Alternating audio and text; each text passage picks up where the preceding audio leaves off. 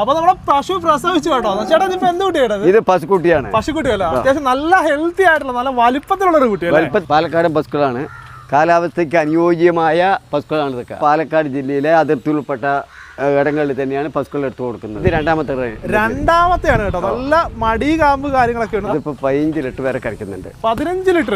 രണ്ടാമത്തെ pi HF cross. ഒരു HF cross ആണ് കേട്ടോ. അത്യാവശ്യം വൈറ്റ് മെജോറിറ്റി തന്നെയുള്ള പശുവാണ്. അതൊരു 16-17 ലിറ്റർ പാല് കടിക്കുന്ന കണക്കാക്കി. 16-17 20 എല്ലാം പറയാ, അതുകൊണ്ട് കാര്യമില്ല. അത്യാവശ്യം നല്ല ജൈന്റ് വലിപ്പത്തിലുള്ള ഒരു ജേഴ്സി ആണ്. നല്ല ഹൈറ്റും വെയിറ്റും തടിയിലുള്ള പശു. തടിയിലുള്ള പയ്യാണ്. നല്ല മടി വരും അല്ലേ? ഇതാ നല്ല മടി വരും. നല്ല പാൽശേഷിയുള്ള ബ്രീഡ് ചനപ്പശുക്കൾ, അതുപോലെ തന്നെ പ്രസവിച്ച പശുക്കളെയൊക്കെ മാക്സിമം കുറഞ്ഞ വിലയ്ക്ക് നമുക്ക് വാങ്ങി നൽകുന്നത് നമ്മുടെ മണിച്ചേട്ടനാണ് നമ്മളോടൊപ്പം ഉള്ളത്.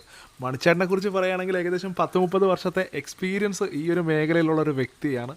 അതായത് ഈ പാലക്കാട്, നമ്മുടെ തമിഴ്നാട് ബോർഡർ പ്രദേശങ്ങൾ, ചിറ്റൂര് പോലുള്ള ഈ ഒരു ഏരിയയിൽ നിന്നൊക്കെ നല്ല ഈ ക്വാളിറ്റിയുള്ള നല്ല പശുക്കളെയൊക്കെ നമുക്ക് മാക്സിമം കുറഞ്ഞ വിലയ്ക്ക് വാങ്ങി നൽകുന്ന ആളാണ്.